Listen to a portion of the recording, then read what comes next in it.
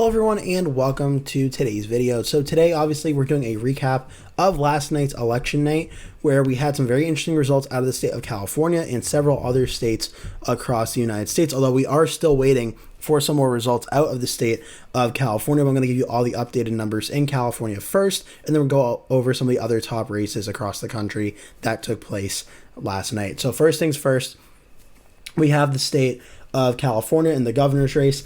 As of the time I'm recording this video, we're currently at 60.85% of the vote in, which I think is about as much as we're going to get on election night. We do still have some more vote to come in, about 40% of the vote. And California, it's probably going to end up being a lot of vote by mail, as those votes can be counted up to about a week after election day, as long as they are postmarked by 8 p.m.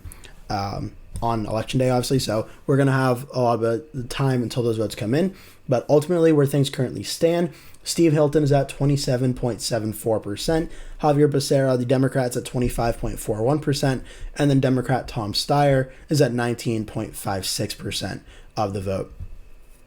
Now, Chad Bianco, the Republican, came in fourth place at 11.35%. Katie Porter is at 4.68%. And Matt Mahan is at 4.16%.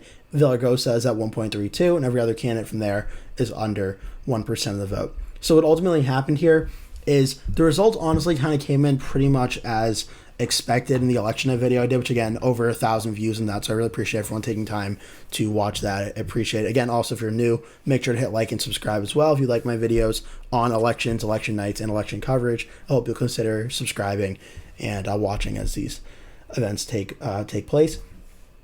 So Steve Hilton, as the Trump-backed Republican candidate, consolidated a lot of the vote in the state. Obviously, it's not called yet. We still don't know for sure if Hilton and Becerra will be the general election candidates or not. But thus far, Hilton has consolidated a lot of the Republican vote, though Bianco still getting about 11% of the vote is obviously very good for the second place Republican candidate in the race. But Hilton consolidated a lot of the Republican vote, winning a lot of these areas that are going to vote red in the general election.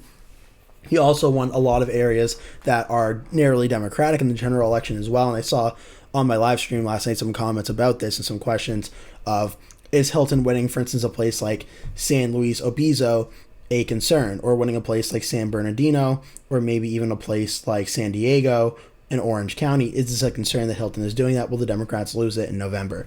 And it's very important to mention, this is a field with 61 candidates running, and there are really two notable Republicans in Hilton and Bianco, and there's like 4 to 5 notable Democrats running in this race as well. So a lot of the vote is being split. For instance, Becerra and Tom Steyer, the vote totals across the state add up to roughly about 45% of the vote.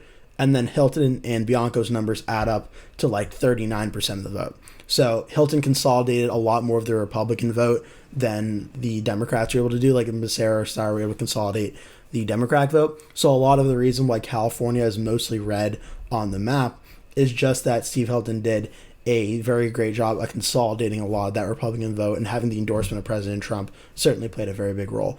But you see on the map here still a lot of areas come in red. We have a lot of votes still have to go in a big area like Los Angeles, with still about a third of the vote left to go, 66.91% of the vote in. Xavier Becerra is leading Steve Hilton here by about 6 points, and Tom Steyer is in third place at 19.56%.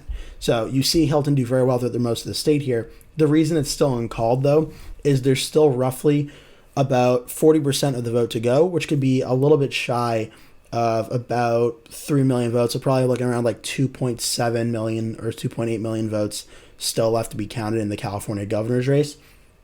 And the current vote totals have Tom Steyer in third place at 955,876 votes. He's roughly about 300,000 shy of Xavier Becerra and about 400,000 shy of Steve Hilton. But obviously, just doing the math there is enough mathematical vote left out there for Steyer to catch Hilton and Becerra, especially if the remaining vote is vote by mail, which based on the early voting statistics did trend towards the Democrats. There is a possibility of Tom Steyer catching either Hilton or Becerra for the general elections. That's why this race still remains uncalled as of the time I'm doing this video.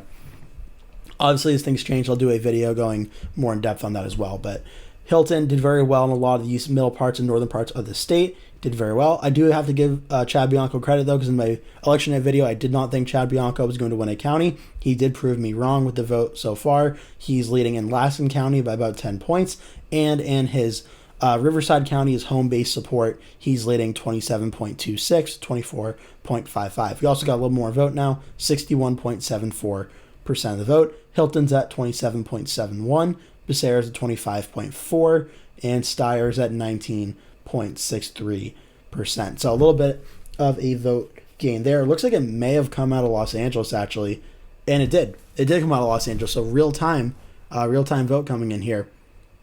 Did not plan this. It just happened live. 61.74% of the vote across the state is in. And this is what happened. Xavier Becerra is at 28.89. And Steve Hilton's at 23.21. And Tom Steyer is at 280,585, 22.29. So it looks like 12,000 vote lead for Hilton over Steyer in Los Angeles, but some more vote has come in. That's changed the map statewide. In terms of the strongest areas for Tom Steyer and mapping out can he try and come back in this race, the main area that Steyer's been doing well in is supposed to be the San Francisco and the Bay Area. Steyer is winning in Marin counties. More votes have come in. He's winning by about 1 point over Becerra, so that is a change from earlier in the night now that he is leading there.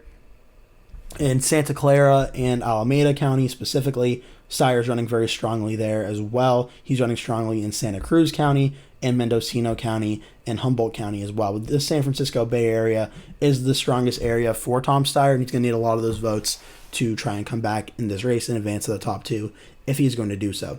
The math certainly looks a little bleak for Steyer right now. I would argue that Hilton and Becerra are the likely two candidates to emerge based on what has come in so far.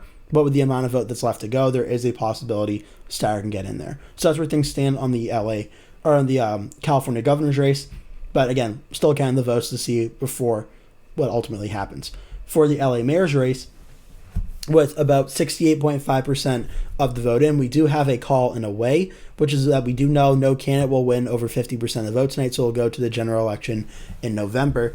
And Karen Bass, the incumbent mayor, will definitely be going at 34.78% of the vote. At this current point in time, second place is still up for grabs with about over 200,000 votes left to go in the mayor's race, even with 68.5% of the vote in. Spencer Pratt is at 30.44%, and Nithya Raman is in third place at 22.32% of the vote. So still remains seen who's going to be the second place candidate. Spencer Pratt certainly has the lead right now, and I would argue he's more likely up 41,000 votes to advance to the general election. But again, as of right now, no call has officially been made. So still waiting on that to see how it all goes, but Spencer Pratt in the lead for second place right now. They'll go to the general election on election day in November, and then we'll have to wait and see how it goes from there. In terms of some other races I found interesting from last night, South Dakota's governor primary ended in a runoff. No candidate broke 50% or 35% of the vote. Toby Doden and Larry Roden, the rhyming duo, as I'm going to start calling them, both advanced to the Republican runoff. The incumbent governor is Larry Roden.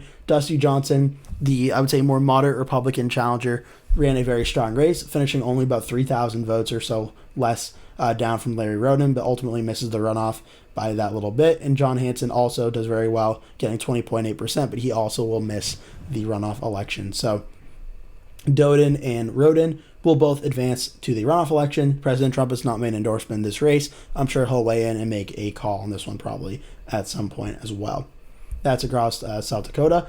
In the state of Iowa, there was a very shocking result where this is certainly one I did not see coming. Republican Zach Lahn won the Republican governor primary, defeating Representative Randy Feenstra of the 4th District, who you may know is the Trump-backed candidate in the race. President Trump endorsed Randy Feenstra to be in this race, and President Trump did ultimately back him, but the winning candidate is Zach Lahn, so Lahn beats the Trump-backed candidate in a very decisive, or very narrow decisive victory of roughly about 0.8% in this race. So certainly very shocking to see this regard, but Zach Lahn did very well, including well in parts of even Randy Feenstra's 4th District over here. We see some yellow areas where Zach Lahn was able to win. So very shocking result in Iowa's governor race. He'll face off against Democrat Rob Sand in the general election, and certainly a big change, something that we've not been seeing for the last really, a few months now. We've assumed it's been Feenstra versus Sand, but now Zach Lahn will be the Republican candidate in Iowa.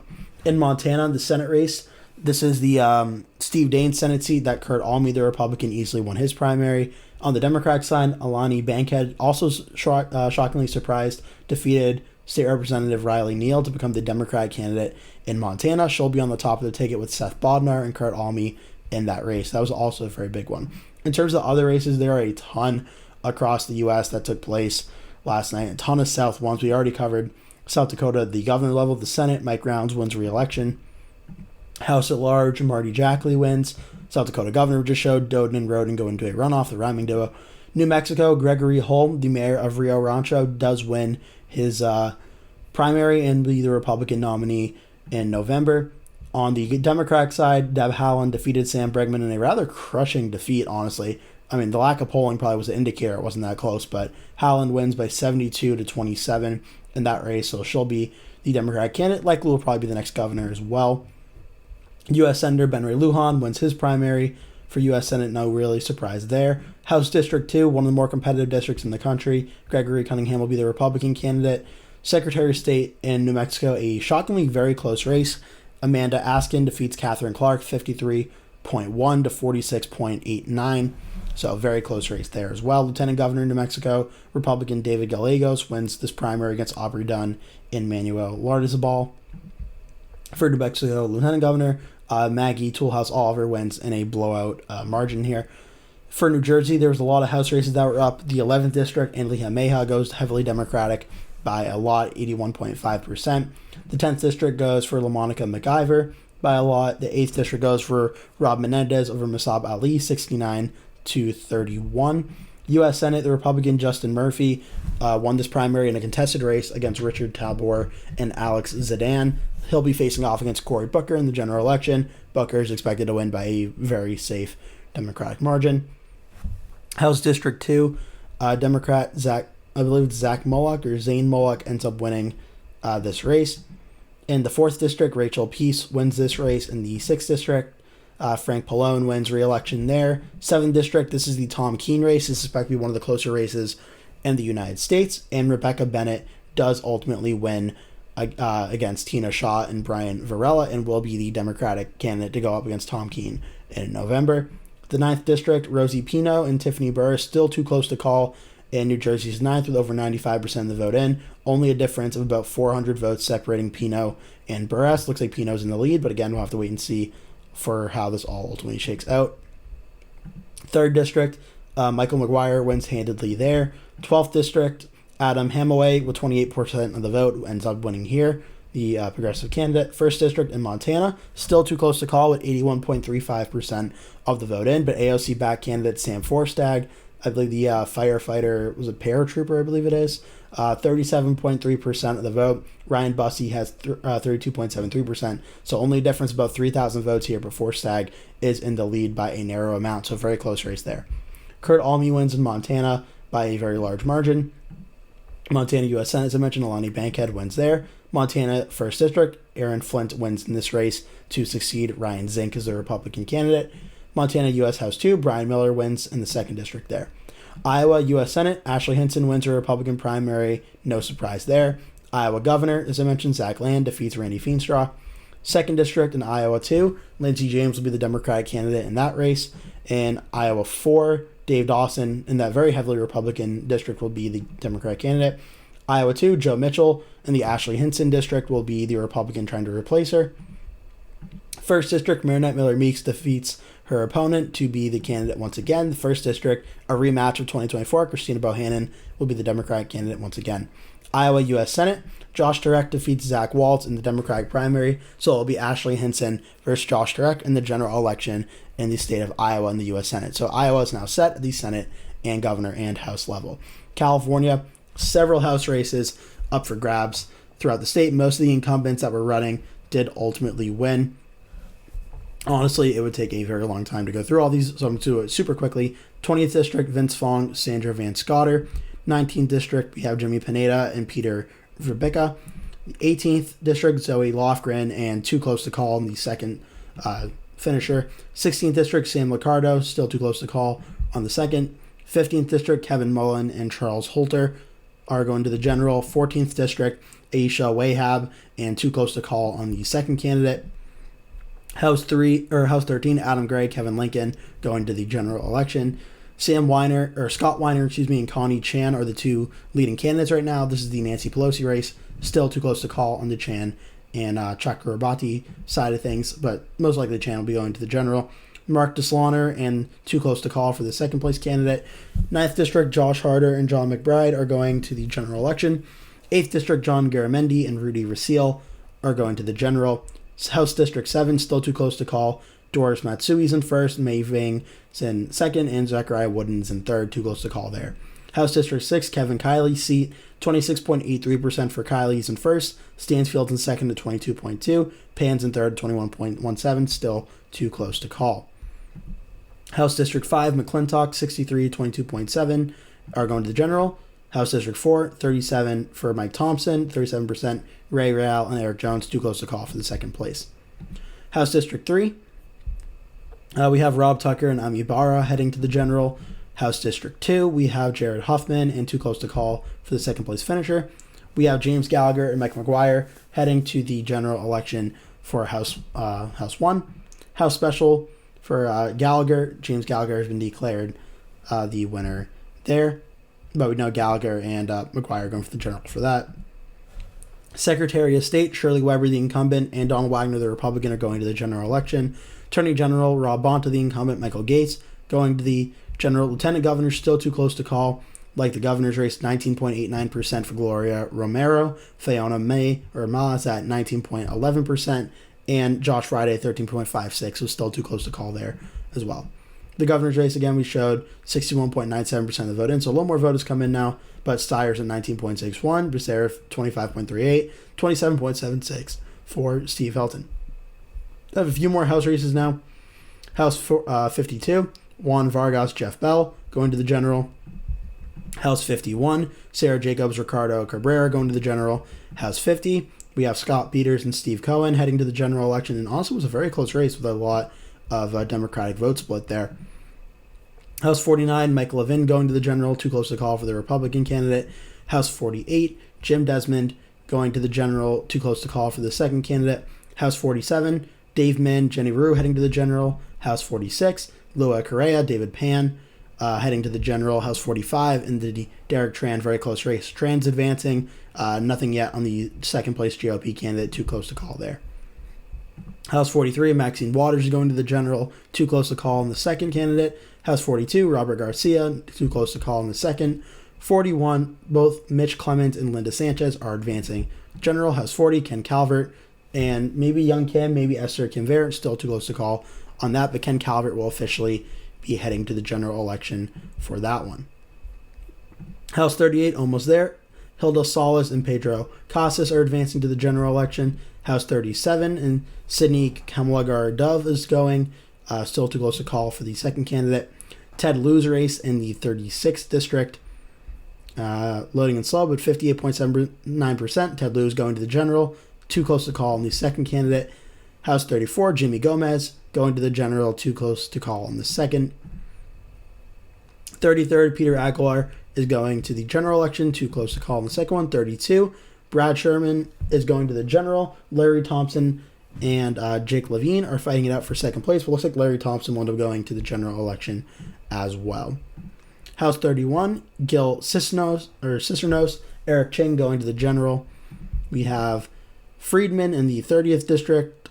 She will be going, the Democrat will be going to the general election as well. Scott Myers and Cameron Tennyson still fighting out that primary. 29th district, we have the Democrat Rivas. I do believe she is favored to win. Luz Rivas is favored to win, and the second place candidate is still too close to call. 28, Judy Chu and April Verlato are going to the general. 27th, Jason Gibbs and George Whiteside's going to the general election there. House 26, Jackie Irwin going to the general, too close to call for Sam Gallucci and Michael Kozlow. 25th district, Raul Ruiz and Joe Malice. Ruiz will go, too close to call on the second place candidate. Salud Carbajal and Bob Smith are going to the general. 23rd district, we have Jay Obernolt going to the general, too close to call on the second candidate. U.S. House 2, David Valadeo will be going, and one of these two Democrats will be going as well. House 21, Jim Costa and Kyle Kirkland are going to the general. And finally, House 17, Rio Khanna, going to the general election, too close to call, in the next place candidate. So, a lot of races taking place last night. Obviously, all eyes are still on the governor's race in California, with about 62% of the vote in, almost 5 million votes cast in the race. Los Angeles mayor, still a little bit under 500,000 votes across here, waiting to see if Pratt or Raman will advance to the general. So those are the main takeaways from tonight. Hilton, Becerra, Steyer, still too close to call. In the mayor's race, Karen Bass going to the general, waiting to see what will happen with Pratt and Raman. I hope you enjoyed this video. Make sure to like and subscribe if you did. Also, if you watched my election night live stream last night, I really appreciate it. And I hope to see you in a future video or future live stream as well. All right, thanks so much for watching. Hope to see you in a future video.